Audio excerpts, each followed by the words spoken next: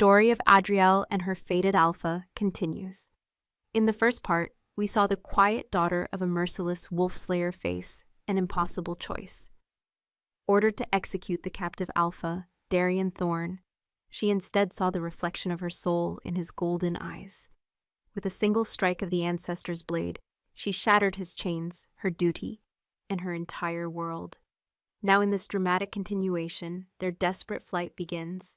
Having escaped the blood-soaked proving ground and the fury of her own father, Adrielle and the wounded alpha plunge into the merciless heart of the Shadowlands, a land from which humans do not return. The hunt has begun, and their story is far from over. The world was fire and ice. The silver bolt was a nexus of agony in my shoulder, a white-hot sun that sent out waves of freezing poison. The strength I had marveled at just moments before was draining out of me like water from a sieve, my powerful new wolf form flickering and threatening to dissolve. Through the haze of pain, I heard Darian's roar, and it was the sound of the world ending. It was the grief of 1,000 lonely nights and the fury of a soul seeing its only light extinguished. It was a promise of death. He moved, a black streak of vengeance that was no longer just a wolf, but an elemental force. My father had no time to reload.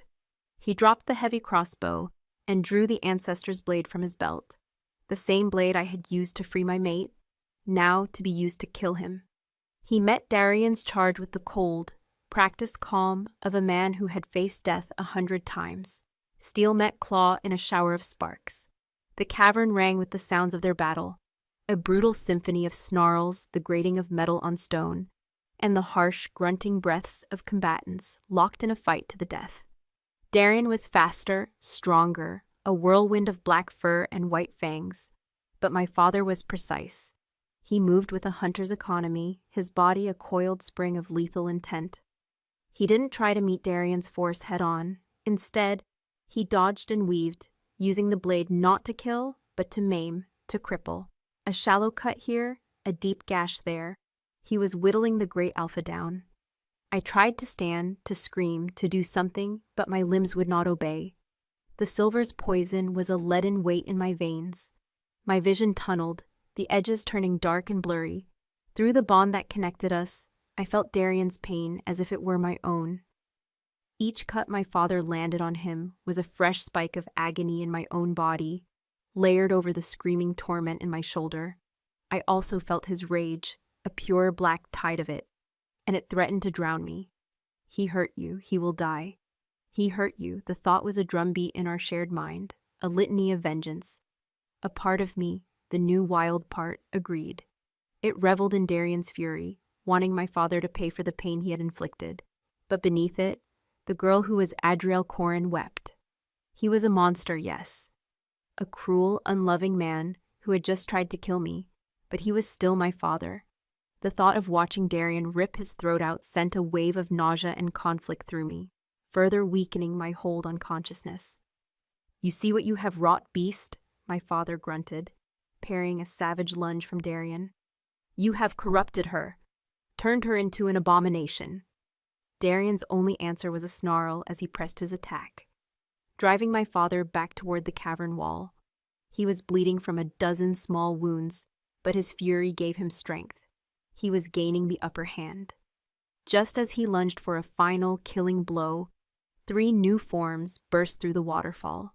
Lyra, Boren, and Kael. They stopped short, their hackles raised, taking in the scene of pure carnage. Their alpha, bleeding and locked in combat with the legendary war chief, and me, lying in a pool of my own blood, the silver-fletched bolt a grotesque decoration in my shoulder. Lyra, the silver female, let out a sharp cry of distress that was both wolf and woman. Kael, the reddish-brown wolf, froze, his eyes wide. I could feel his shock and confusion through the ambient pack bond that now hummed in my senses.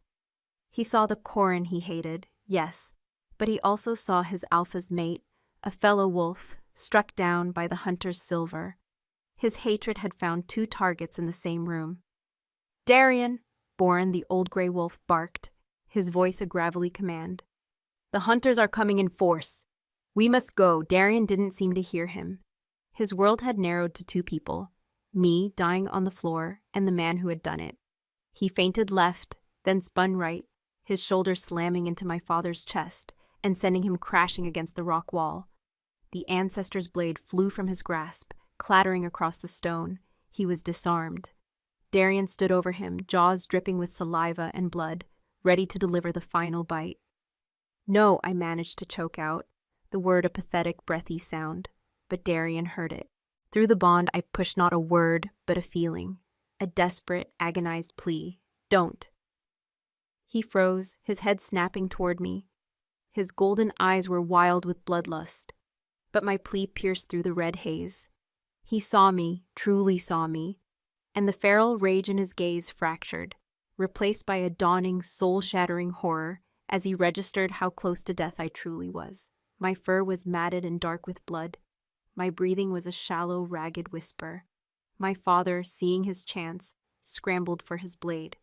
But before he could reach it, Kyle was there. The younger wolf, torn between his hatred and his loyalty, chose his alpha. He launched himself at my father, not to kill, but to block, his body a wall of snarling muscle between the hunter and his weapon. "He chose you," a voice whispered in my mind. It was Lyra. She was beside me now, her silver form a comforting presence in the gathering darkness. She nudged my face with her cold, wet nose. "He chose you over his vengeance. Now you must choose to live." Darian was at my other side in a heartbeat. The rage was gone, replaced by a desperate, frantic terror that was even more frightening to behold. "Adriel, stay with me. Do not leave me." His plea was a torrent of emotion flooding our bond, a desperate attempt to anchor my fading spirit to the world. He bent his head, his teeth closing gently around the shaft of the crossbow bolt. A low whine of pure misery escaped his throat. He knew what he had to do, and he knew it would cause me unimaginable pain. "I am sorry, my heart," he sent, the thought laced with anguish. "Forgive me." He pulled. If the bolt going in was fire, it coming out was the universe tearing itself apart inside my shoulder. A scream of pure, undiluted agony was ripped from my lungs, and the world finally went black at the edges. As my consciousness faded, I heard my father's voice, raised in a strange, tortured cry of despair and fury at Kyle, who held him at bay. "You don't understand. That curse flows in her veins, just as it did in her mother's. Letting her live is a mistake you will all pay for." The words made no sense, a final, confusing riddle. As I slipped into the abyss, her mother's curse. My last thought was of Darian, his mind a beacon of frantic love and fear, and then there was only cold, silent darkness.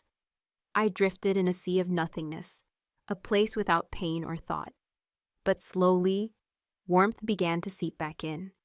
A steady, rhythmic heat that pressed against my back.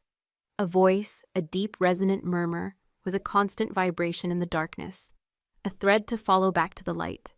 It was Darian's voice. He was speaking, not in the language of men, but in the old tongue of the wolves, a series of soft growls, whines, and chuffs. It was a story, a prayer, a plea. He was talking to my sleeping soul. Refusing to let it drift away, I opened my eyes. I was no longer in the den. I was in a smaller, drier chamber, deep within the earth. The only light came from glowing moss that grew in phosphorescent patches on the ceiling, casting an ethereal green glow over everything. I was still in my wolf form, lying on a soft bed of furs and dried leaves. Darian was curled around me, his huge body a living shield, his head resting on my uninjured shoulder, the source of the warmth, the source of the voice. The pain was still there, a deep, throbbing ache in my shoulder, but the searing, poisonous fire of the silver was gone. I felt weak, hollowed out, but I was alive. I shifted slightly, and Darian's head shot up. His golden eyes, which had been clouded with exhaustion and grief, widened as they met mine. A wave of overwhelming, staggering relief washed over me through the bond. It was so powerful it brought tears to my eyes. "You are awake," he sent, his mental voice trembling. He nudged my face gently, a soft whine escaping his throat. I thought I had lost you. You saved me, I sent back. My own thoughts weak but clear. He shook his head. We saved you. He looked toward the entrance of the chamber. Lyra and Boren sat there watching us with weary eyes. Kyle was nowhere to be seen. Lyra padded forward. She was in her human form now. She was tall and slender, with long silver-white hair that seemed to capture the faint light. Her eyes were a startling pale blue, and her face, though etched with worry, held a serene grace. She knelt beside me, her movements fluid and silent. The silver poison was deep, she said, her voice soft and melodic. Your human blood fought it, but your new wolf body was tearing itself apart. We had to perform the rite of transference. She glanced at Darian, then back at me. He has taken the last of the poison into himself. He is filtering it with his own strength. He bound his life force to yours to keep you here. I looked at Darian. He did look tired, the lines of his face deeper than before, but the alpha strength in him burned so brightly it was difficult to see any weakness. He had taken poison into his own body to save me. The magnitude of the sacrifice settled in my heart, a heavy, warm weight. Where is Kale? I asked, projecting the thought to both of them. Boren, the old wolf, answered, his voice a low rumble from the shadows where he sat. He is standing guard. The hunters followed us for miles. He led them on a false trail to the east, to buy us time. The boy's hatred for your father is a powerful motivator. He hates me too, I said, the words spoken aloud in a voice that felt raspy and unused. He saw a wolf shot with silver, Lyra corrected gently. He saw his alpha prepared to die for you. Kale is many things, but he is not a fool. His loyalties are complicated, but he is pack. I laid my head back down, exhausted by the short exchange. My father's final words echoed in my mind. That curse flows in her veins, just as it did in her mother's. Lyra, where? I whispered. My father. He said something about my mother. He said I had her curse. Lyra and Darian exchanged a look, a silent conversation passing between them in an instant. It was a look of deep gravity. Adriel, Lyra said softly, her blue eyes full of a strange pity.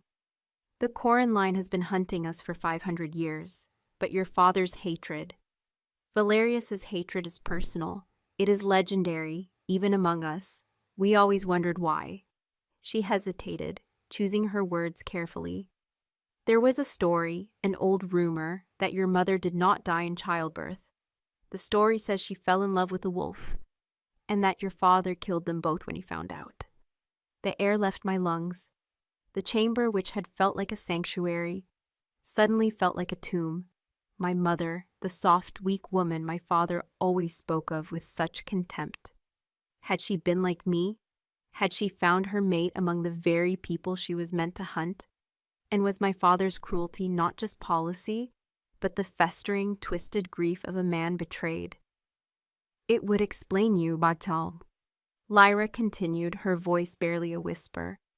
A wolf's soul can lie dormant for a generation, passed down through the blood. If your mother was human, but her mate, your true father, was one of us, that would make you the first of your kind. A hybrid, born, not made. The revelation was a physical blow. I was not a Corin, not truly. I was the daughter of the man my father hated most in the world. I was the living embodiment of his wife's ultimate betrayal. His hatred of me, the coldness, the endless tests. It all clicked into place. He hadn't been trying to make me a worthy heir. He had been trying to crush the wolf out of me, to deny the very truth of my blood. Darian nudged me again, a soft grounding touch. That is his truth he sent. His thought a warm shield around my reeling mind. Not yours, your truth is here, with me, with your pack. He looked at me, his golden eyes burning with an unwavering certainty that defied all the lies I had been raised with. You are not a curse, Adriel. You are a miracle, and you are mine. His words were a balm on a wound I never knew I had. All my life I had been a disappointment, a failure, a traitor. But here, in the heart of the earth, surrounded by wolves, I was a miracle. I was home. My exhaustion was too great to process it all. Sleep was pulling at me again, a heavy, healing tide. As my eyes drifted shut, I felt Darian shift from his wolf form back into his human one. He lay down beside me, gathering my weary wolf body into his arms, holding me as if I were the most precious thing in the world. I rested my head against his chest, the steady, strong beat of his heart a lullaby. The last thing I felt before sleep took me was his lips pressing a gentle, reverent kiss to the top of my head. The cliffhanger was his promise, a quiet vow whispered into my fur that I heard in my soul. "When you wake," he murmured, "our life begins." The first few days were a blur of healing sleep, lived in the ethereal green glow of the moss-lit chamber. Time had no meaning in the heart of the earth. There was only the steady rhythm of Darian's breathing beside me and the low, constant hum of our bond. I remained in my wolf form, the shape feeling more natural, more honest than the human one I had worn for 20 years. The searing pain in my shoulder had dulled to a deep, profound ache, a constant reminder of both my father's cruelty and my own sacrifice. Lyra was a quiet, constant presence. She would appear with poultices of crushed herbs that smelled of mint and damp earth, applying them to my wound with gentle, practiced hands. She brought water from a deep, cold spring and strips of cooked venison, which she would leave for me to eat when I had the strength. Her pale blue eyes held no judgment, only a deep, weary empathy. In her, I saw the sister I never had, a silent pillar of strength in a world that had tried to break us all. But it was Darian who was my anchor. He rarely left my side. While I slept, he would lay in his wolf form, a warm, living wall of muscle and fur, curled protectively around my body. When I was awake, he would shift to his human form, his presence a quiet reassurance. He would tell me stories of the forest, of the stars as seen from the highest peaks, his voice a low, soothing melody that wove itself into my dreams. Yet I felt the price of my healing. Through our bond, which grew stronger and clearer with every passing hour, I could feel the echo of his burden. He never spoke of it, never showed it on his proud face, but I felt it in the quiet moments. A faint, sharp tingling in my own veins that was a shadow of the poison he now carried. A slight tremor in his hand as he brushed hair from my face. The deep exhaustion in his golden eyes when he thought I was asleep. He was filtering the silver's taint with his own life force, and the effort was immense. He was a mountain, standing against a toxic tide for my sake. On the third day, I finally felt strong enough to sit up, the muscles in my shoulder protesting with a groan.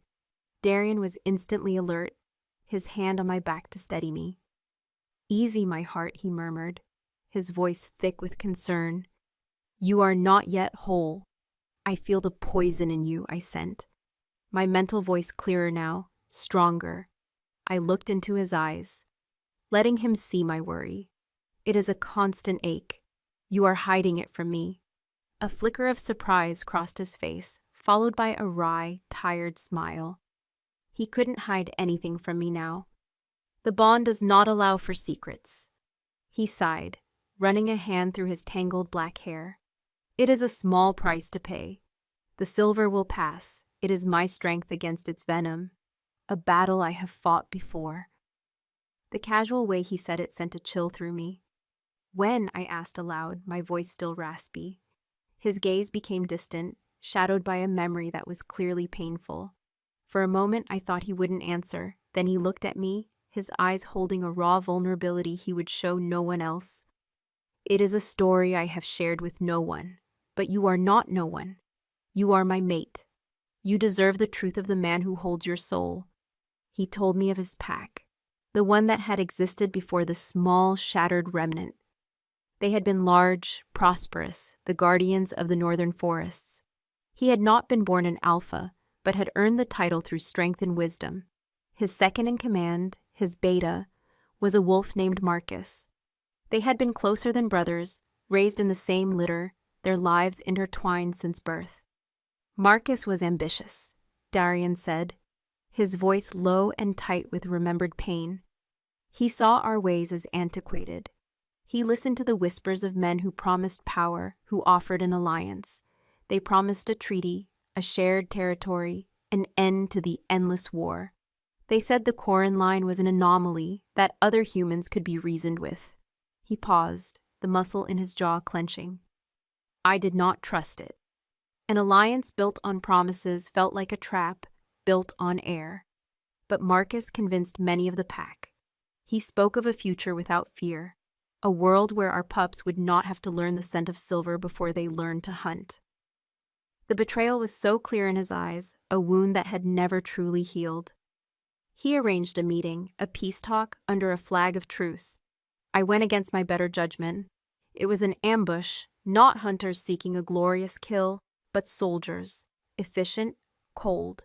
They came with silver nets and chains. They did not want to kill us. They wanted to capture us, to study us, to break us. Marcus, he stood with them. He had traded his pack for a promise of power. I felt a surge of fury on his behalf. So potent it was like my own. I laid my wolf head in his lap, a silent gesture of comfort. He stroked my fur, his touch a little unsteady. I fought, he continued. We all did. But we were outnumbered, betrayed from within. Many were captured. Many were killed. Lyra, Boren, and a handful of others managed to escape with me. I was wounded, a silver chain wrapped around my leg. It was Boren who chewed through the leather bindings to free me. It took weeks for the poison to leave my system. We have been running ever since, gathering what few outcasts and strays we could find who still believed in the old ways. He looked down at me, his golden eyes filled with a profound sorrow. That is why my pack is so small a Dryel. It is all that is left of a kingdom, brought down by a single lie. That is why trusting you, a human, goes against every scar on my soul, but I do. The bond does not lie. His confession settled between us, a sacred, painful truth. It explained the caution in Lyra's eyes, the weary cynicism of Boren, and it explained Kyle explosive, untempered hatred. He was a survivor of that massacre. Before I could respond, a new presence entered the den, frantic and sharp. Kyle. He burst into the chamber, his reddish-brown fur matted with dirt and burrs, his sides heaving. He was exhausted, but his eyes were alight with a grim, panicked urgency. He stopped short when he saw me awake, his hostile gaze faltering for a fraction of a second. But the news he carried was too dire for old hatreds. He addressed Darian, his barks and growls sharp and fast. The hunters are gone. The trail I laid was a fool's errand. Darian was on his feet in an instant, the weariness vanishing from his face, replaced by the sharp focus of an alpha. What do you mean, gone? Valerius does not give up. He has pulled them back, Kale reported, switching to a human tongue for my benefit, his voice a harsh pant. All of them back to the keep. But he left a gift behind. His men. They moved up and down the river all night. They poured something into the water, from barrels. The river runs black now, and the fish, they float on the surface. The deer who drank from it this morning, they are dead. He is poisoning the heart of the forest. He is not just hunting us anymore. He is killing our home. The horror of it settled over me, cold and absolute. I knew my father's mind. This wasn't a retreat. It was a siege. He couldn't find us in the vastness of the Shadowlands, so he was destroying it from the inside out. He would make the forest uninhabitable, forcing us out into the open where his men could slaughter us. It was a strategy of total war. Cruel, efficient, final. Boren let out a low, mournful howl. Lyra's face was pale. All the streams will carry it. The game will die or flee. We cannot stay here. We must fight, Kyle snarled, his frustration boiling over. We attack the keep. A final battle. That is suicide, Boren countered, his old voice grim. They would cut us down before we even breach the outer wall. We must retreat, go north, beyond the mountains. And surrender our ancestral lands? Kael shot back, his fur bristling. They were trapped between a suicidal charge and a shameful retreat. I watched them, my mind racing. I saw the pack, their strengths and weaknesses, and I saw my father, his mind laid bare before me. I knew his pride. I knew his tactics. I knew how he thought. And in that moment, a plan began to form. A terrifying, audacious gambit that drew on both halves of my soul. "No," I said, my voice quiet but clear. The three wolves stopped their arguing and turned to stare at me. It was the first time I had ever addressed them as a group. "You are thinking like wolves. You have to think like him." I struggled to my paws, my legs still shaky. Darian was instantly beside me, his body a solid support to lean against. I faced them, the alpha's mate, the Luna they had not yet accepted. "You can't attack the keep," I said, my voice gaining strength. "He expects that. It's a fortress, and you can't run. He will hunt you, and he has more men, more resources. He will always be one step ahead. Poisoning the river isn't just an attack, it's a message. It's meant to create panic, to make you predictable." Kyle snorted, his disbelief plain. "And what do you suggest, human? That we reason with him?" "No," I said, meeting his hostile gaze without flinching. "We cut off the serpent's head." I looked at the small group. 4 seasoned warriors plus myself. Not an army, but we didn't need an army. "He has pulled all his hunters back to the keep, the entire garrison. He feels safe there. He feels untouchable. But his power does not come from those walls. It comes from the loyalty of his men and the supply lines that feed them." I took a deep breath, the plan solidifying in my mind. "He has a forward encampment, 2 days' ride from the keep, where he stores the silver for his bolts and the poisons for his blades. It is his armory, lightly guarded because no wolf has ever dared to venture so close to human lands. We do not attack the keep. We do not run, we circle around, we raid his armory, we destroy his silver, we destroy his poison, and we set fire to his supplies." The chamber was silent, save for the faint dripping of water. Boren, Lyra, and Kale stared at me, their expressions a mixture of shock and disbelief. "It will be a blow to his resources," I continued, my voice ringing with a newfound authority. "But more than that, it will be a blow to his pride. He will be forced to turn his attention away from the forest and toward us. We will lead him on a chase, on our terms, through terrain we know, and he does not. We will turn his hunt against him. We will bleed him, warrior by warrior, until he is alone." It was a guerrilla war, a strategy of misdirection and psychological attrition. A human strategy to be executed with the speed and lethality of wolves. Darian looked down at me, and through the bond I felt not just his agreement, but a wave of fierce, breathtaking pride. He saw me not as a victim to be protected, but as his queen, his strategist, his equal. I turned my gaze back to Kael, whose face was a mask of stunned confusion. He had expected weakness, fear, a human's plea for help. He had not expected a Koran's strategic mind turned against its master. For the first time since I had met him, the burning hatred in his eyes was replaced by something else. A flicker of grudging, astonished respect. The wall of his certainty had just begun to crack. The silence that followed my proposal was as heavy as the stone above us. It was Kale who broke it, his voice a low, incredulous growl. "Raid the armory? It's madness. That is Koran land. Every rock and tree is watched." "It is a risk," Boren conceded, his old eyes thoughtful. He looked from me to Darian, his gaze lingering on the unwavering support his alpha offered me. "But it is a wolf's risk. A daring strike, not a slow death by poison. The war chief will not expect it." Lyra, in her human form, stepped forward. Her silver hair seemed to shimmer in the gloom. "She is right about his pride. An attack on his own territory, on his source of power, it will enrage him. It will make him reckless." She looked at me, a new light in her pale blue eyes. It was not yet acceptance, but it was a thoughtful, piercing assessment. How would we even find this place without stumbling into a dozen patrols? The question was a test, and we all knew it. My knowledge had to be more than just a memory. He calls it the Northern Depot. It's built into the base of an old, abandoned quarry in the foothills. There's only one main approach, a cart track from the south. But I know the old goat paths my father used to test my tracking skills. Paths his men are too lazy or too proud to use. We can approach from the north, from the high ridges, under the cover of the cliffs. Darian placed his hand on my shoulder, a simple gesture of ownership and alliance that spoke volumes to the pack. The plan is sound. It is a blow they will not anticipate, and it gives us the advantage. We will be the hunters for a change. His gaze swept over the others, the full weight of his alpha authority silencing any further debate.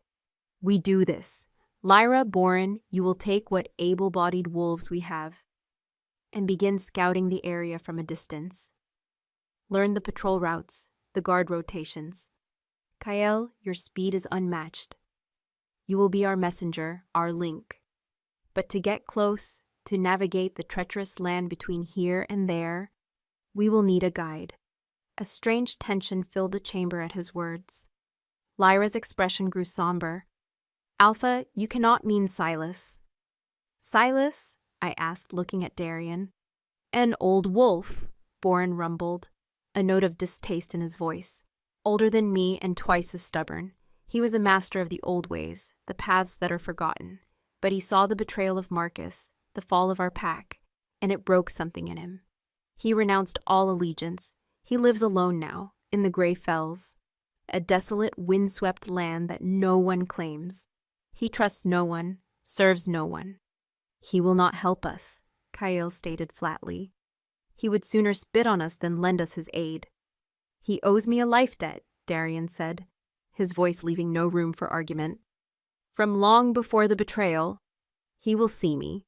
He then looked down at me and his next word sent a ripple of shock through the others. Adriel and I will go alone. Lyra took a step forward in protest. Brother, it is too dangerous. To go into the fells with her? She is still weak. Silas is unpredictable. Let me go with you. No, Darian said, his tone gentle but absolute. He was not just giving an order. He was making a statement. This is not a task for a warrior. It is a task for a Luna. Silas will see my mate at my side, and he will understand that this is not about the past, but about the future. He must see the strength of our new pack in the strength of our bond. He was placing his faith and the mission's success squarely on my shoulders, on our shoulders. The rest of you have your tasks. Prepare for the raid. We will return with our guide. The journey to the Grey Fells began at twilight. We traveled in our wolf forms, the shape feeling more and more like my own skin. Darian set a steady, ground-eating pace, but he was always conscious of my healing shoulder, constantly checking on me through the bond, a warm current of concern flowing beneath his alpha's focus. We left the deep primordial green of the Shadowlands behind. The trees grew thinner, more stunted, clinging to the rocky soil. The air grew colder, sharper, carrying the scent of stone and high, lonely places. This was a liminal space, a land that belonged to neither wolf nor man. The ground was littered with the rusted remnants of old traps, the moss-covered bones of animals who had been caught in them, and a palpable feeling of sorrow that clung to the very rocks. As we ran, a new sense of partnership bloomed between us. He taught me not with words, but with shared instinct. He showed me how to place my paws on loose scree to avoid a rock slide, how to use the wind to mask our scent, how to read the subtle language of a bent twig, or an unnaturally silent clearing. And I, in turn, learned to trust the whispers of my own nascent instincts. My human past was not a weakness here. It was a strange and valuable asset. I recognized the deliberate pattern of stones that marked a hunter's trail where he only saw a random scattering. I smelled the faint lingering odor of tanned leather on the wind long before he did. We were two halves of a perfect predator. We rested in the lee of a granite outcropping as the twin moons rose, casting a silver and blue light over the desolate landscape. We shifted, the pull of our human forms, a quiet need for a different kind of closeness. Darian built a small, smokeless fire in a pit, its warmth a welcome comfort against the biting wind. He sat beside me, his shoulder pressed against mine. He was quiet, his gaze fixed on the dancing flames, but I could feel the turmoil inside him through the bond, a deep-seated fear, sharp and cold, that had nothing to do with my father or the coming battle. "You are afraid," I whispered, turning to face him. His golden eyes met mine, stark and honest in the firelight. "I have never been more afraid in my life," he admitted, his voice a low gravelly sound. "When that bolt struck you, Adriel, I felt our bond tear. I felt you dying. For 100 years I walked this world alone. I was an alpha, a warrior, a brother, but I was incomplete. I did not even know what I was missing until I saw you in that proving ground." He reached out, his hand gently cupping my jaw, his thumb stroking the line of my scar.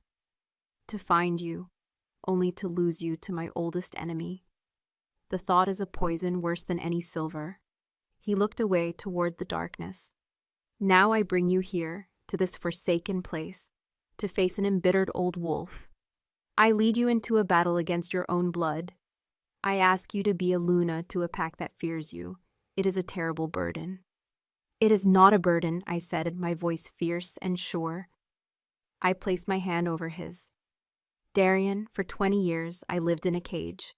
I was a ghost in my own home, a disappointment to my father, a stranger to myself. I was nothing." I leaned in, forcing him to look at me. "You did not give me a burden. You gave me a life. You gave me a self. Letting me fight beside you is not a risk you are taking. It is a gift you are giving me.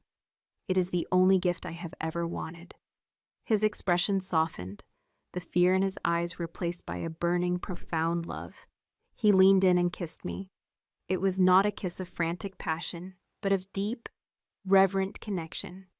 It was a kiss that tasted of wood smoke, wildness, and unwavering devotion. It was the sealing of a vow, a promise that we were in this together, not as alpha and protected mate, but as equals, king and queen. "Your father was a fool," he murmured against my lips. "He tried to cage the sun." We continued our journey at dawn, the intimacy of the night wrapping us in a silent, powerful cocoon. By midday, we reached the borders of the Grey Fells. The land changed again, becoming a labyrinth of towering, wind-scoured rock pillars and narrow, treacherous canyons. The silence here was different. It was not the peaceful silence of the deep woods, but a heavy, watchful silence. The silence of a predator's lair. "He knows we are here," Darian sent, his mental voice a low hum of caution. "He has been watching us for the last mile," I sent back, my senses on high alert.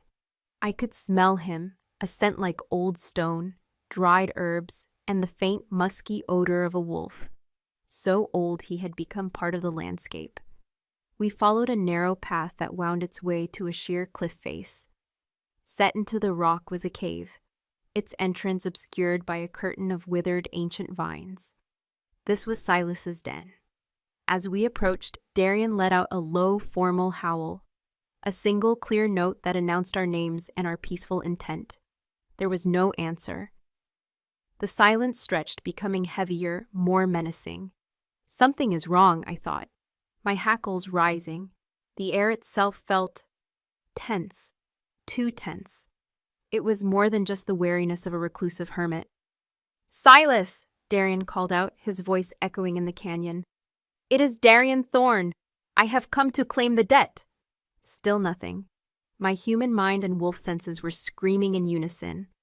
I scanned our surroundings, my eyes taking in every detail. The path, the cliff face, the rocks above us. It was the rocks that bothered me. A raven, which had been perched atop the highest pillar, suddenly took flight with a startled caw, as if it had been disturbed. But there was no wind. And then I smelled it. Beneath the scent of old wolf and cold stone, there was something else, faint but sharp, unmistakable, the clean metallic scent of oiled steel, and under that the acrid tang of human sweat. They were here. "Ambush!" I snapped through the bond. The single word a jolt of pure adrenaline. Above us, on the cliffs. Darian didn't hesitate. He didn't question. He trusted me implicitly. In the same instant my warning hit him, he was moving, a black blur of motion, slamming his body into mine and driving us both off the path and into the cover of a shallow overhang 20 feet away. We were not a second too soon. A volley of crossbow bolts hissed through the air where we had been standing, thudding into the earth with deadly force. They were silver-tipped, gleaming with a malevolent light. 4 men rose from behind the rocks above, reloading their crossbows. They were not my father's regular warriors. These were leaner, harder-looking men, dressed in dark leathers, their faces grim and emotionless. A contingency, an elite hunting party left behind for precisely this reason. "We are pinned down," Darian growled, his body shielding mine.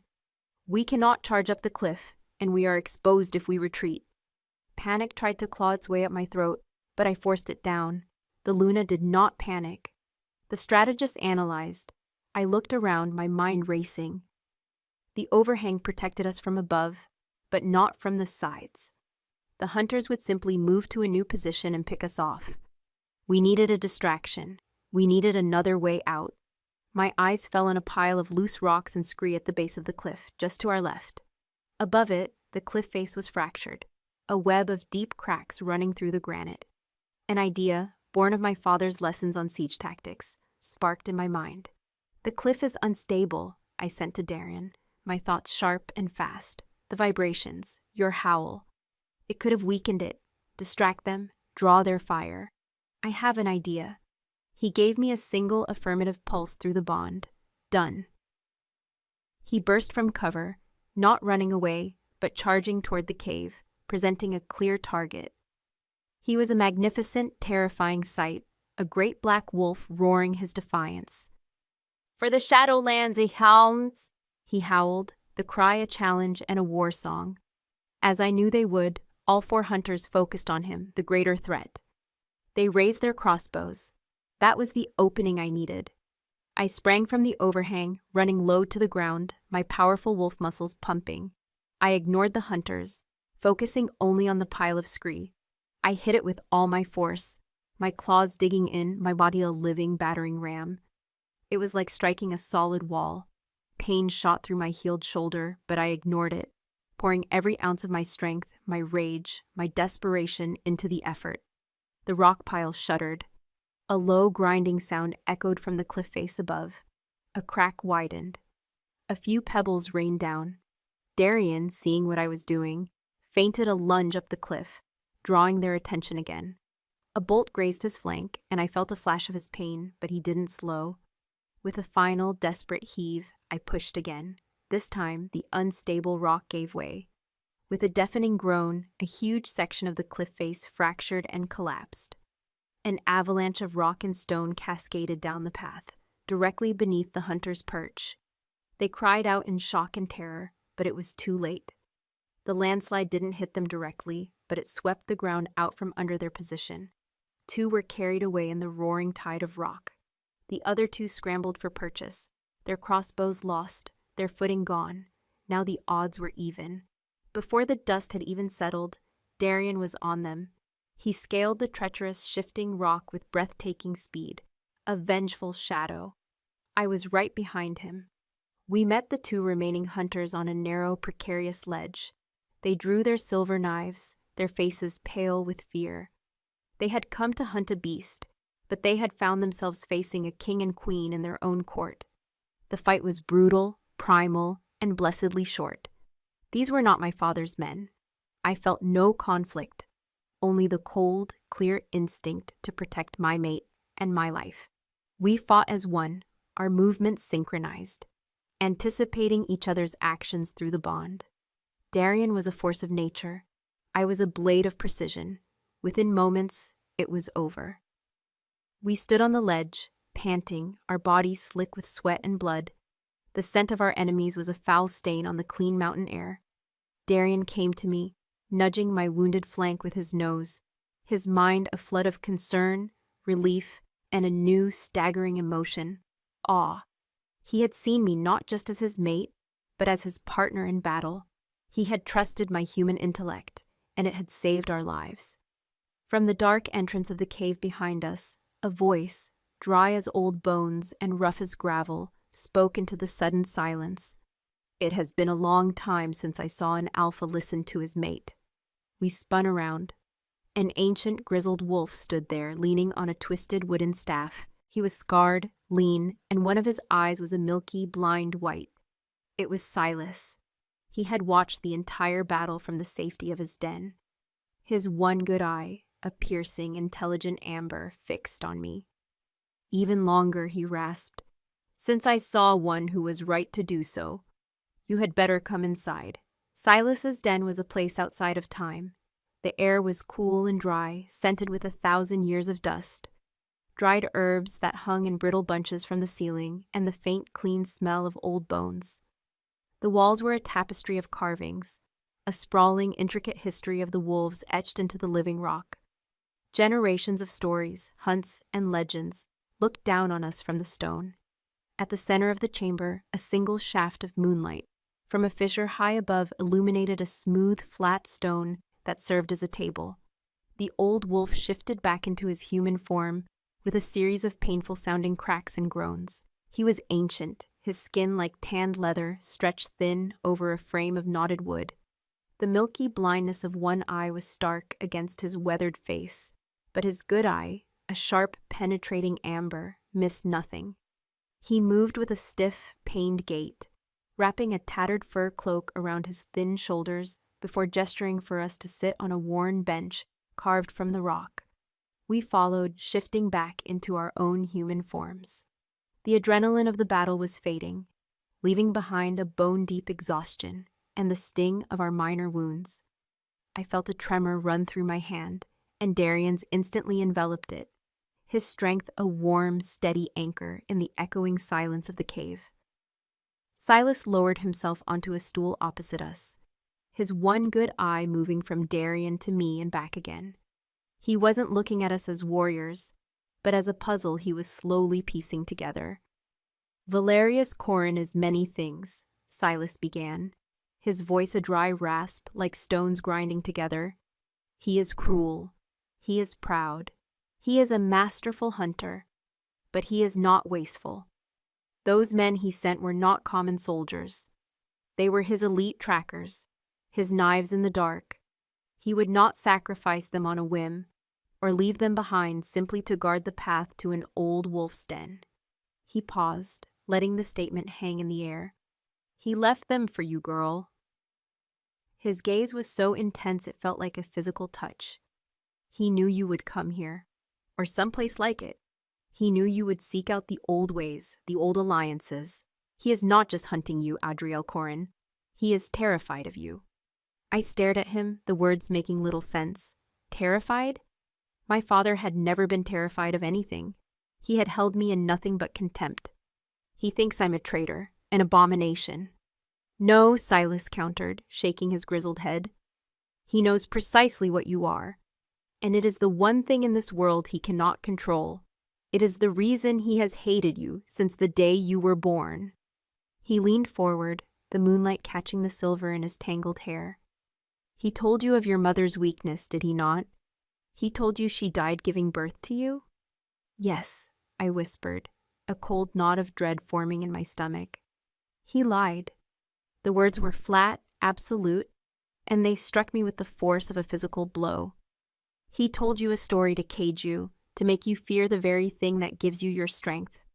Your mother, Alara, was no weakling, and you are not a curse. You are her legacy. Darian's grip on my hand tightened, a silent promise of support.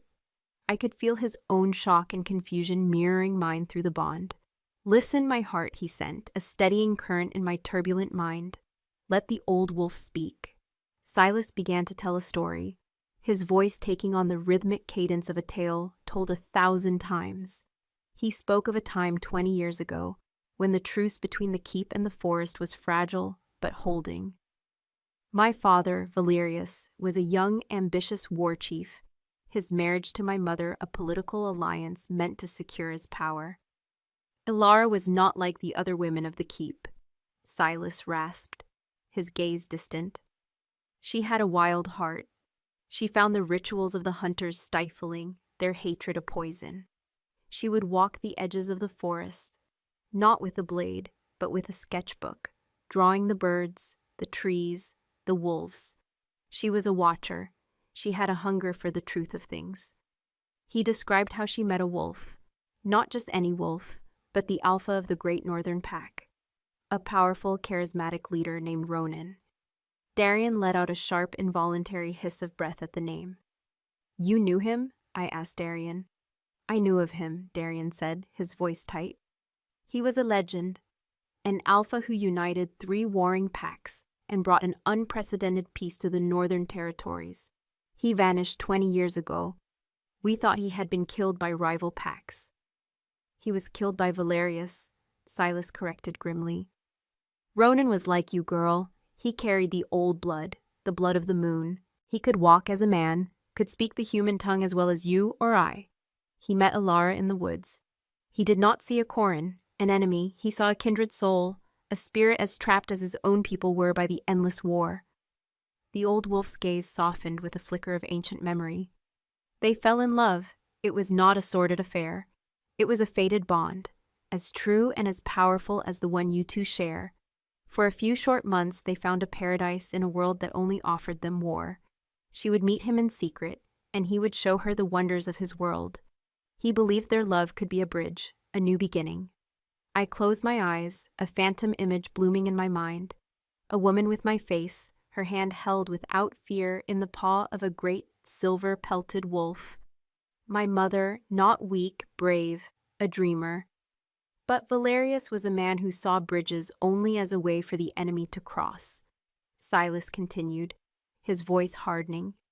"He was possessive. He saw your mother not as his wife, but as his property, a symbol of his power. He grew suspicious of her long absences. He followed her. He saw them together. He saw her happy, truly happy, in a way she never was with him, and his pride shattered." The silence in the cave was absolute. I could hear my own heart, a frantic, painful hammering in my chest. He did not challenge Ronan honorably. A wolf slayer does not believe in honor for beasts. He set a trap, not with silver, but with fire.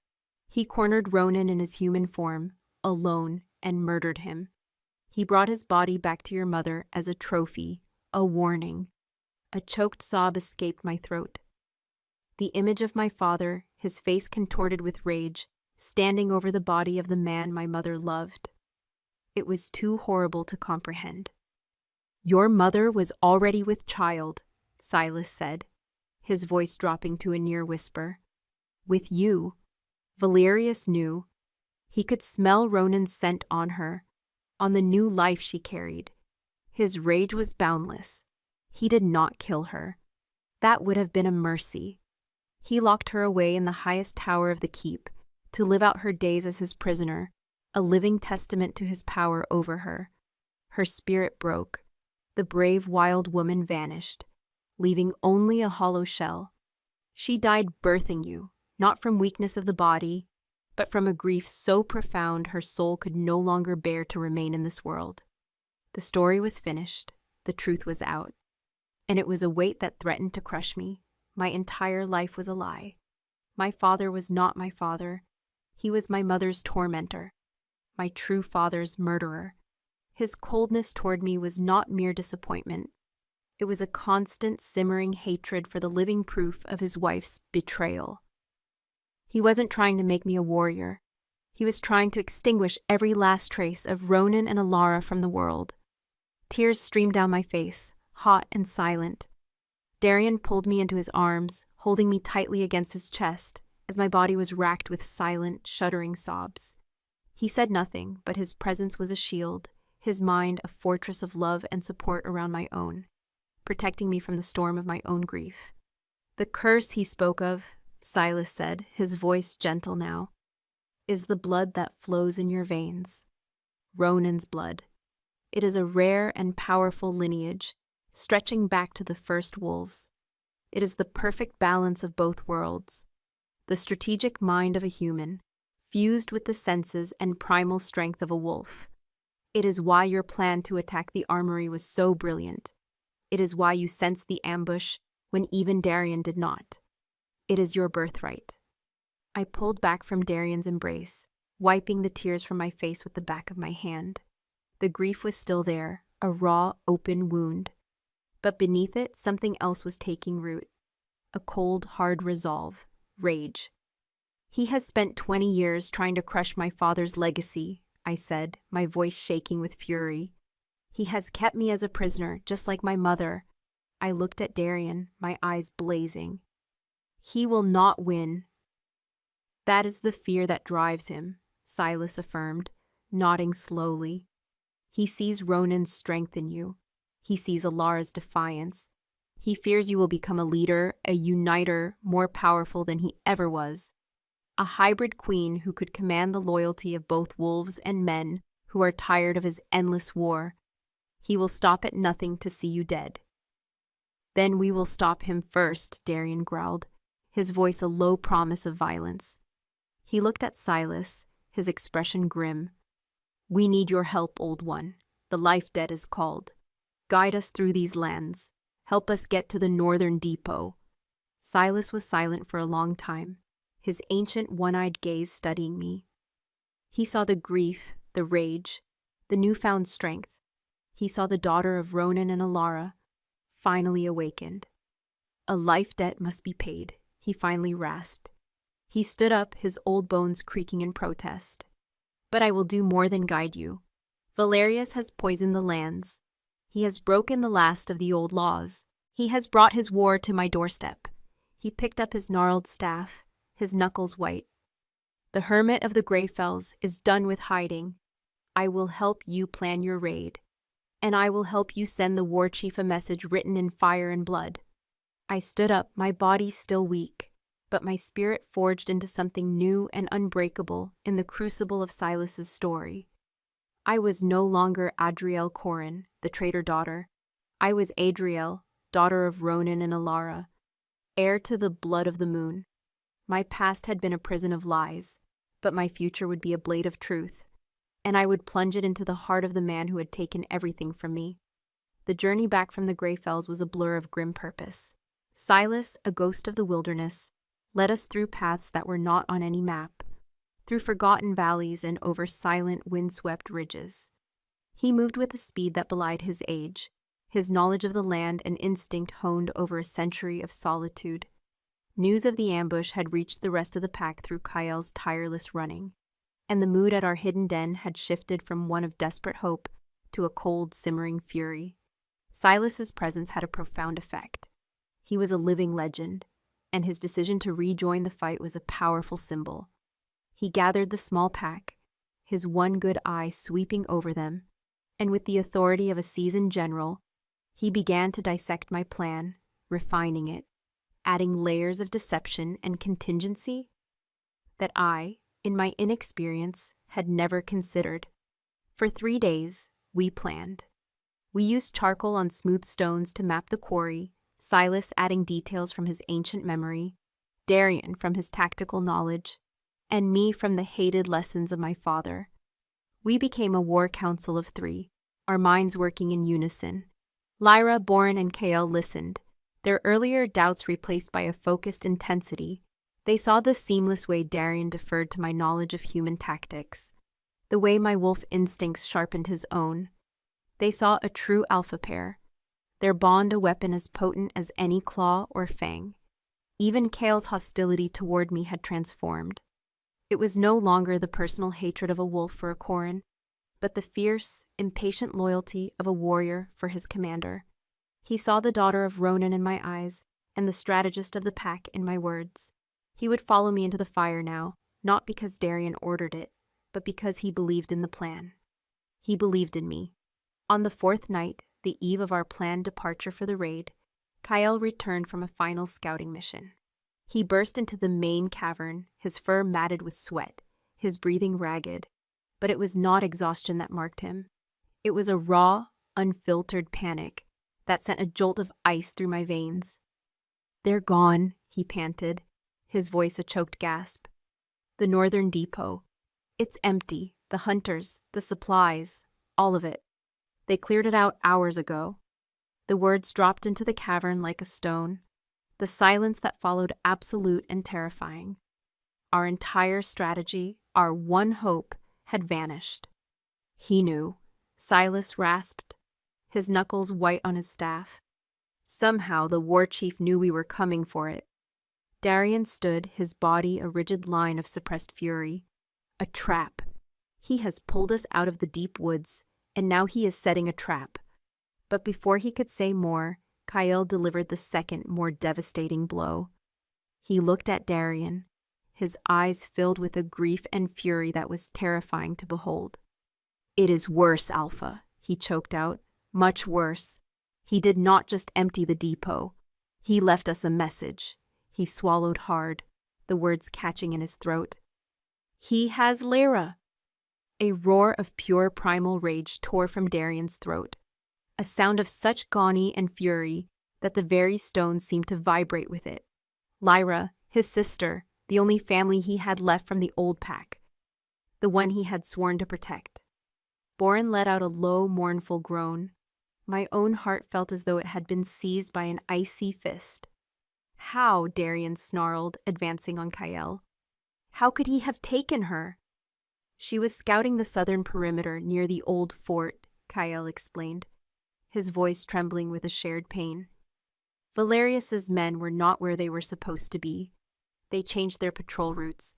They came from the west, silent, downwind, a dozen of them.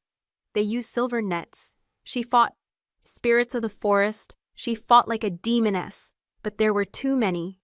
He looked down at the stone floor, unable to meet his Alpha's eyes. "I was too far away. By the time I got there, all that was left was the scent of her blood, her fear, and this." Kyle nudged a small dark object on the floor with his nose. It was a strip of black leather tied to a single silver-white hair.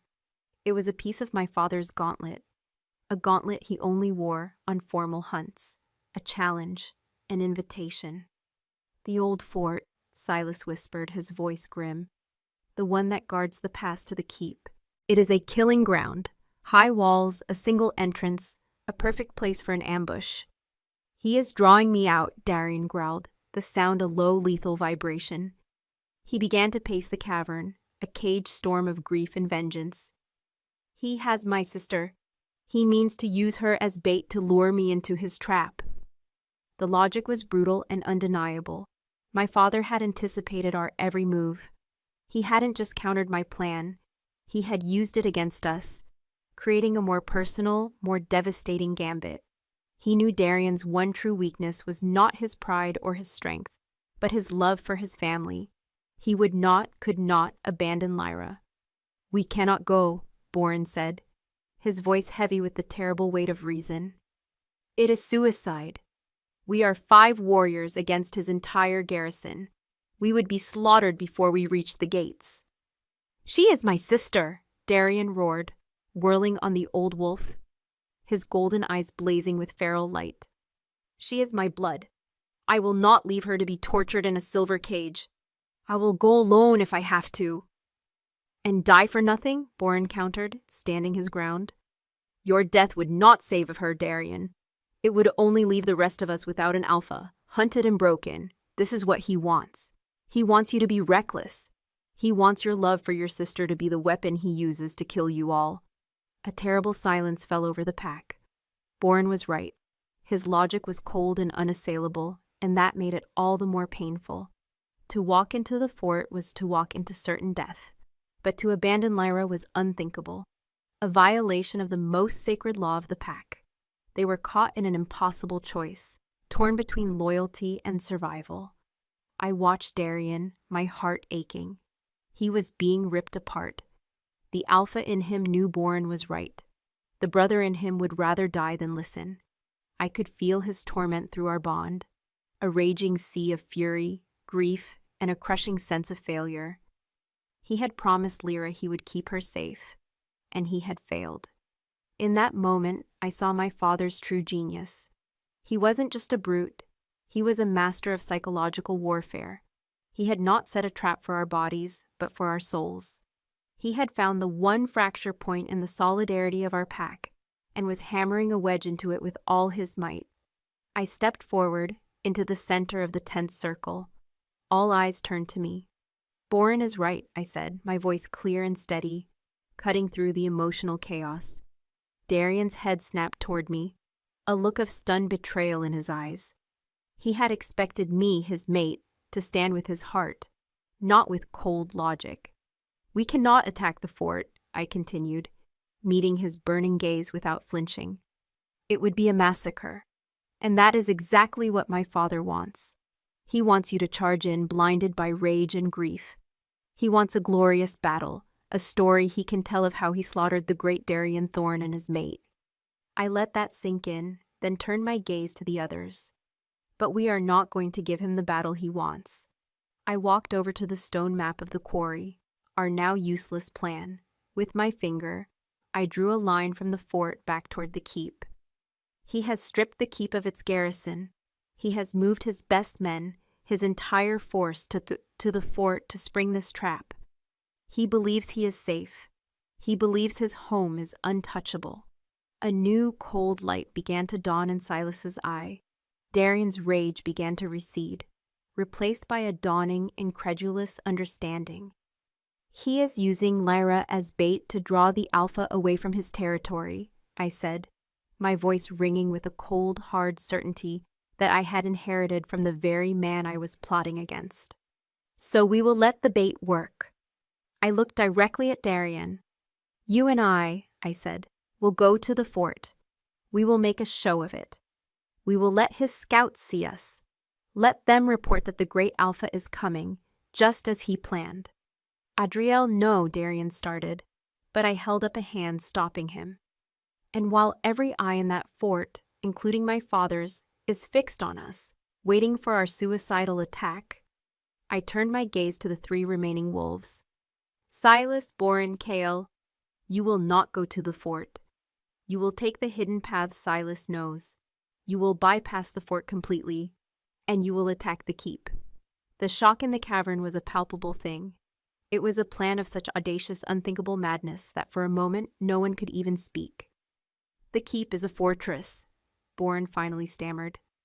"A fortress with no soldiers," I countered. "He has left a skeleton crew at best, old men and boys. He has moved his entire war to the fort. You will not be laying siege. You will be walking through an open door. You will not go to kill. You will go to take a prize." I looked at Silas. "My father has a great hall where he keeps his trophies, the pelts of 100 wolves he has slain, but there is one he values above all others. A silver chain holding a single flawless amber stone. It belonged to my mother. It was Ronan's mating gift to her. He took it from her and wears it now as a symbol of his victory. It is the heart of his pride. You will take it. And you will take one other thing."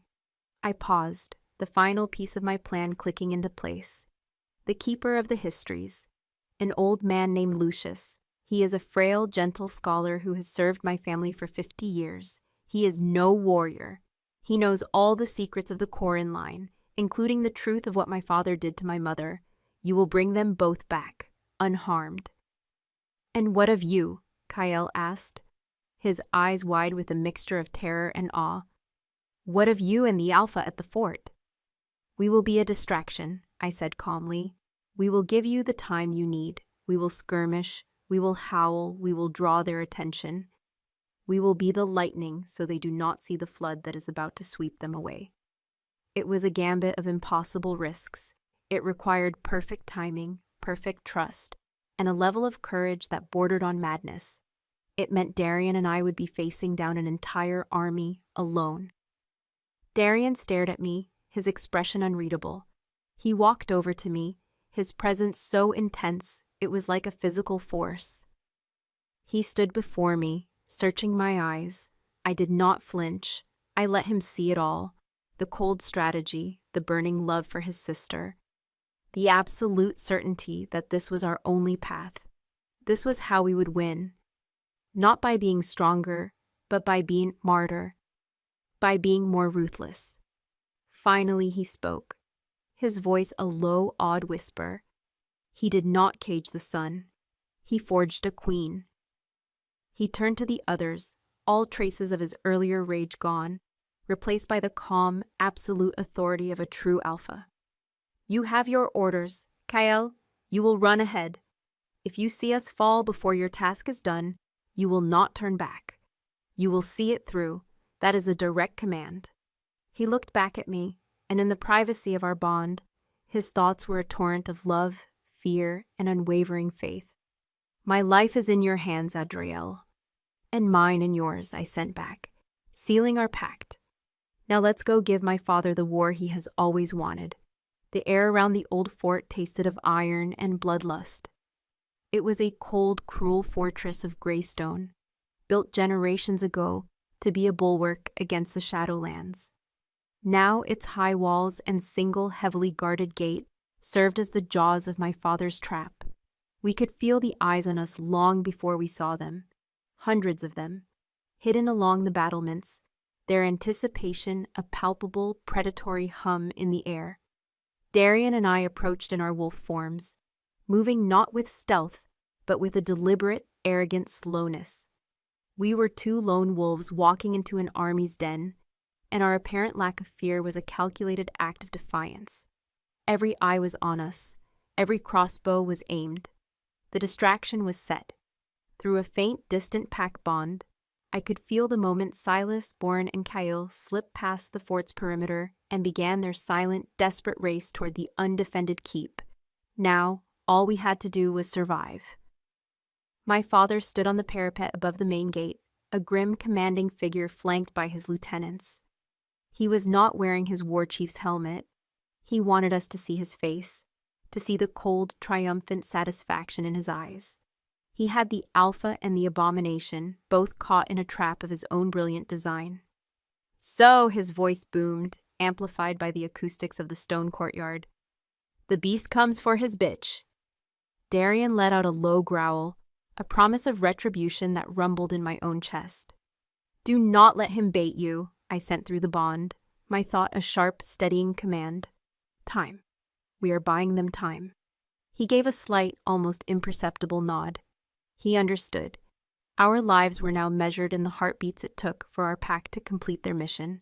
From the shadows of the gatehouse, two warriors dragged Lyra forward. She was in her human form, bound in silver chains that sizzled against her skin, leaving angry red welts. Her silver hair was matted with dirt, and a fresh bruise darkened her cheekbone, but her head was held high. Her pale blue eyes, filled with pain, found Darian's, and she gave a tiny, almost invisible shake of her head. Don't do it, it's a trap. She is a fine creature, my father called down, his voice laced with mocking praise. She fought well, a pity her alpha led her to this. He drew a long silver knife. Surrender, Darian Thorne. Come forward in your human form, and lay down your life. Do this, and she may live to see another moon. It was a lie, a poisoned choice. My father would never let any of them live. Darian looked at Lyra, his heart breaking. I felt his agony, his rage, his desperate need to tear the walls down stone by stone. But he held to our plan. He looked back up at my father, and instead of surrendering, he threw back his head and let out a long, defiant howl. It was not a cry of grief, but a declaration of war. A challenge. I joined him, my own howl harmonizing with his, a song of the blood of the moon that echoed off the cold stone. It was the sound of my mother's defiance, of my father's legacy. It was the sound of a queen standing beside her king. My father's face tightened into a mask of pure fury. Our defiance had shattered his script. He had expected a cowering, desperate plea. He had not expected this. So be it, he snarled. Archers, loose! The command was a death sentence. But we were already moving. We did not run from the walls. We ran along them, a blur of black and gold fur. We were not trying to escape. We were making them waste their ammunition. Arrows rained down, a silver storm that churned the earth around us. We dodged and weaved, our movements synchronized. A deadly dance of survival. An arrow grazed my uninjured shoulder. the silver a brief searing kiss of fire, but the pain only sharpened my senses. We were impossibly fast, impossibly agile. We were giving them a spectacle of defiance, making them use up their precious silver-tipped bolts on two targets they could not seem to hit. The hunters on the walls grew frustrated, their disciplined volleys turning into angry individual shots. This was what we wanted: chaos, wasted time. We ducked behind a rocky outcropping as another volley of arrows slammed into the stone.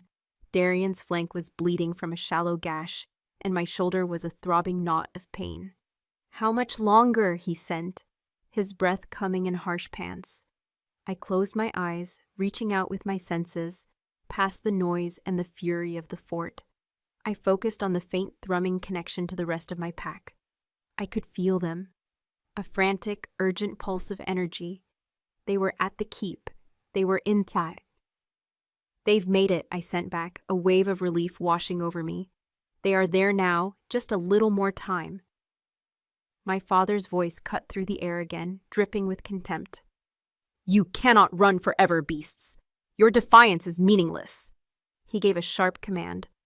"Open the gate, send out the hounds." A groan of heavy timber echoed as the main gate began to lower. This was a new phase of his plan. He would not waste more silver. He would send his war dogs, massive, vicious mastiffs trained to hunt and kill wolves, to tear us apart. "This is it," Darian sent, his body tensing beside me. "They will try to corner us. Then we will not be cornered," I replied. An idea, desperate and lethal, formed in my mind. It was a strategy born of my father's own lessons. Use the enemy's strength against them. The gate opened, and a dozen warhounds surged out, their baying a discordant, ugly sound. They were huge, muscular creatures, their teeth bared, their eyes alight with bloodlust. Instead of running, Darian and I burst from cover and charged directly at them. The hounds, expecting us to flee, were taken by surprise. We met them head-on, a whirlwind of fang and claw. But we did not fight to kill. We crippled. A slash to a leg tendon, a powerful shoulder check to send one tumbling. We were a coordinated storm, disabling the hounds with a brutal wolfen efficiency that left the hunters on the walls watching in stunned silence. We broke through the line of dogs, and without pausing, we charged directly for the open gate. It was the last thing they expected. Cries of shock and alarm went up from the battlements. The men at the gate winch scrambled to raise it, but they were too slow. We were inside. The courtyard was a chaotic scene. Men who had been calmly watching a hunt were now scrambling for their swords, their discipline shattered by our audacious charge. We were no longer targets. We were invaders. My father's roar of fury from the parapet was almost lost in the din. He had wanted to control this battle, to direct it like a master puppeteer. We had just cut his strings. We did not try to fight our way through the courtyard. That was still suicide. Instead, we veered left, toward a narrow set of stone stairs that led up to the battlements. Our only chance was to get to Lyra, to get to my father. We fought our way up the stairs, a maelstrom of fur and fury. We were outnumbered 20-1, but we were fighting with a desperate, primal power they could not match. Darian was a black cyclone of destruction, his every move a killing blow. I was his shadow, guarding his flank, my smaller size and agility allowing me to slip under their guards, my own fangs tasting blood for the first time. The part of me that was Adriel Corin recoiled in horror, but the wolf, the queen, knew this was the price of survival. We reached the top of the battlements. Below us, the courtyard was a swirling mass of chaos. Ahead of us, at the main gatehouse, stood my father. He had descended from the parapet, and he was no longer watching. He held the ancestor's blade in his hand, its dark steel seeming to drink the light. The two guards holding Lyra stood behind him. "You have spirit," he said, his voice dangerously calm amidst the chaos. "The spirit of the beast who sired you. It is a pity I must extinguish it." He gestured, and the guards shoved Lyra toward the edge of the wall. It was a sheer 50-foot drop to the rocky ground outside the fort. "Now you have a choice, Darian Thorne," my father said. a cruel smile twisting his lips. Your mate or your sister. It was the ultimate impossible choice. The trap had been reset, more cruelly than before. I could feel Darian's spirit tear in two. He looked from me to his sister, his golden eyes a vortex of agony. But before he could choose, I made the choice for him. With a sharp bark, I leaped, not at my father, but at the guard closest to Lyra. My father, expecting me to be the lesser threat, was caught off guard. I slammed into the man, my claws finding purchase in his leather jerkin, my jaws clamping down on his arm. He screamed and stumbled back, releasing his hold on Lyra's chain. At the same instant, Darian, freed from his impossible choice, exploded into motion. He charged my father, steel met claw, the ringing clang of the ancestor's blade against Darian's hardened foreleg echoing across the wall. The second guard tried to shove Lyra over the edge, but she was a warrior. Despite the burning silver, she twisted, slamming her body into his knees, sending him off balance. My fight was short. The guard, terrified and in pain, shoved me away and drew his sword. But I was faster. I ducked under his wild swing and my jaws closed on his throat. It was over in a heartbeat. I spun back to the main fight. Darian and my father were locked in a battle of titans. It was not the elegant dance of a hunter and his quarry anymore. It was a brutal, primal slugging match. Darian's immense strength against my father's centuries of practiced wolf-slaying skill. For every wound Darian inflicted with tooth and claw, my father inflicted another with the dark, hungry steel of the blade. They were both bleeding, both tiring, their breaths coming in ragged, desperate gasps. Suddenly a horn blew, not from within the fort, but from far away, in the direction of the keep. It was a single, clear, piercing note. A signal. They have it, I thought. A wild surge of hope shooting through me. They have the prize. My father heard it too. His head snapped up, a flicker of confusion and disbelief crossing his face. What was happening at his undefended keep? That momentary distraction was all Darian needed. He lunged, not at my father's throat, but at his arm, his jaws closing with a sickening crunch of bone. My father cried out in pain and rage, the ancestor's blade falling from his numb fingers. It clattered on the stone, landing halfway between us. He was disarmed, beaten. Darian stood over him, his chest heaving, blood dripping from his jaws. His eyes were blazing with the promise of a final, brutal justice. No, I said, the words spoken aloud. I shifted. The transformation was a wrenching agony, my wounded body screaming in protest, but I forced it. I stood on the battlements, naked, bloody, and exhausted, but human. I was Adriel. Darian looked at me, confused, his bloodlust still riding him. I walked forward and picked up the ancestor's blade. Its weight was familiar, cold, and final. I was the daughter of the man it was meant to kill, holding the blade of the man who had raised me. I walked until I stood over my father, who was clutching his shattered arm, his face a mask of disbelief and hatred. It's over, I said, my voice quiet, but carrying over the sounds of the dying battle below. He stared up at me, not with fear, but with a final, consuming rage. You are a monster, just like her, an unnatural blight. No, I said, the truth of it settling in my soul, clear and absolute. She loved a man you murdered, and I am his daughter. I pointed the tip of the blade at his throat. This ends now. From the direction of the keep, 3 wolves appeared, running with a speed born of desperation and triumph. Kale, Boren, and Silas. In Silas's jaws was a silver chain from which hung a single glowing amber stone, my mother's necklace. The last of my father's men saw them. They saw their leader, broken and disarmed at the feet of a woman they thought was his daughter. They saw the wolves, not attacking but flanking her, as if she were their queen. Their loyalty, built on fear and a belief in his invincibility, shattered. Some threw down their weapons, others simply fled. The battle was over. My father saw the necklace in Silas's mouth. He saw the final, undeniable proof of his defeat. All the pride, all the rage, drained out of him, leaving behind something hollow and broken.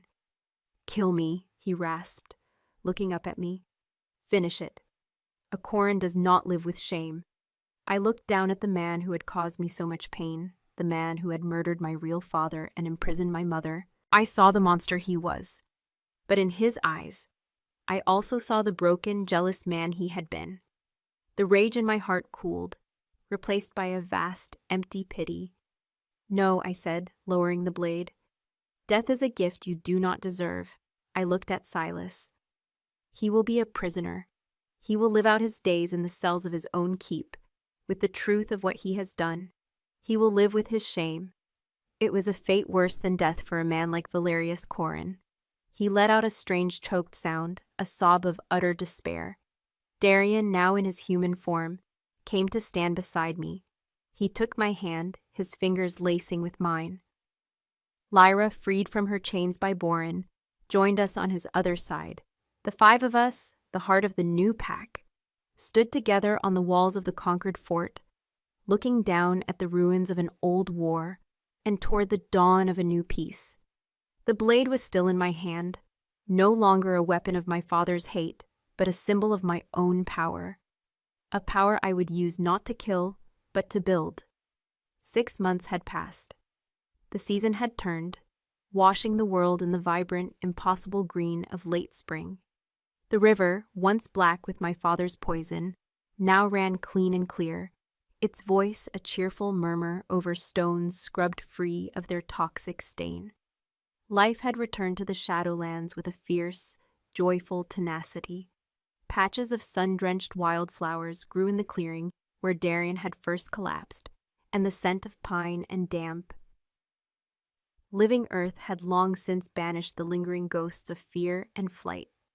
I stood on the high precipice of the Alpha's rock, the place where Darian had accepted his outcast fate, and where we now ruled a new one. The wind, warm and gentle, ruffled my golden-brown fur, carrying the sense of my world to me. The smell of my pack in the den below, the distant fragrance of blossoms from the human lands, and, on the deepest current, the unique grounding scent of my mate. I was in my wolf form, the skin I had once feared now a second home, as natural and as necessary as breathing. Below, the keep no longer looked like a fortress. Its stone walls, once a symbol of my cage, now seemed like a natural part of the landscape, softened by clinging ivy. The banners of the Koran wolf slayers were gone, replaced by a simple, unadorned flag of truce. The sounds that drifted up from it were not the clang of steel or the shouts of warriors, but the lowing of cattle and the distant laughter of children. It was a place of life now, not death. A familiar presence approached from behind, his paws making almost no sound on the rock. Kael. He came to a stop beside me, his reddish-brown fur glossy with health, the frantic energy of his youth tempered into the steady confidence of a leader. He was Darian's beta now, his second in command, a role he had earned with his tireless loyalty and courage. The burning hatred in his eyes was gone, replaced by a fierce, protective respect. "The pups are getting restless," he sent, his mental voice a calm rumble. "Borin is threatening to tell them the story of the Great Skunk War for the 5th time." A soft huff of amusement escaped me. "Then we should probably save them." "Luna," he said, his tone growing more serious. "Lucius has arrived from the keep." I turned my head to look at him, my wolfen gaze meeting his. "Is there trouble?" "No," Kael replied, "only news, and a request. He asked to speak with you." Together we descended from the high rock, loping down a well-worn path to the sprawling network of caves that now served as our pack's main den. It was larger than Darian's old sanctuary, a place he and Ronan had used as a neutral meeting ground in the old days. Now it was home to nearly 30 wolves, the survivors of Darian's old pack, a few strays who had heard of our victory, and even some younger hunters from the keep who, upon learning the truth of Valerius's tyranny from the old historian, had renounced their blood oaths and asked to learn the ways of the forest. It was a new beginning, a fragile, beautiful thing, built from the ashes of a war. I shifted as I entered the main cavern, the familiar, painless twist of bone and muscle leaving me in my human form. I pulled on a simple tunic and leggings, the practical close of my new life. Around my neck, resting against my collarbone, was the silver chain holding my mother's amber stone. It was always warm against my skin, a constant, comforting connection to the parents I had never known. Lucius was waiting, just as Cale had said. The old historian was frail, his back bent with age, but his eyes were bright and clear. He was no longer a servant, but a respected ambassador, the bridge between our two worlds. He bowed his head respectfully as I approached. "Luna Adriel," he said, his voice soft. "Lucius," I greeted him with a warm smile. "There is no need for titles between us." "A habit of a lifetime," he demurred. He held out a small leather-bound book. "I have finished the transcription. The histories are now complete. The truth of your father, your true father, Ronan, and your mother is recorded for all time." He paused, his expression growing somber. "I also bring news of the prisoner." I knew who he meant. "My Valerius." The name still felt like ash in my mouth. "He does not speak," Lucius said quietly. "He does not eat, unless forced. He just sits in his cell, staring at the wall, the shame. It is a poison more potent than any he ever brewed. His men no longer speak his name. He is a ghost, already forgotten." I felt a faint hollow echo of pity, but nothing more. He had chosen his own fate. His prison was not one of stone, but of his own making. "His request?" I asked, changing the subject. "The villagers from the lowlands," Lucius explained. "Their spring festival is in 2 days. Since the truce, they have had no protector. They have asked if you and the Alpha would honor them with your presence, not as rulers, but as guardians, as a symbol of the new peace." The request was a profound gesture of trust, a seedling of hope in a garden that had been salted for generations. "We will be there," I promised. After Lucius departed, I sought out Darian. I found him not in the cavern, but in a small, sunlit glade deep in the woods, the place where Lyra now cultivated her herbs. He was in his human form, kneeling in the dirt, his powerful hands, which had broken the bones of his enemies, now tending to a patch of delicate white flowers with a surprising gentleness. Lyra was beside him, her silver hair braided with small, cheerful daisies, showing him which leaves to prune. The sight of them, brother and sister, safe and at peace, filled my heart with a quiet, fierce joy. He looked up as I approached, and a slow, warm smile spread across his face. It was a smile that still, after all these months, had the power to steal my breath. The lines of exhaustion and grief that had been carved so deeply into him were gone, smoothed away by peace and time. The only remnants of our war were the scars, silver lines that mapped our survival on his skin, just as they did on mine. "The keepers of the peace," I said, my voice soft.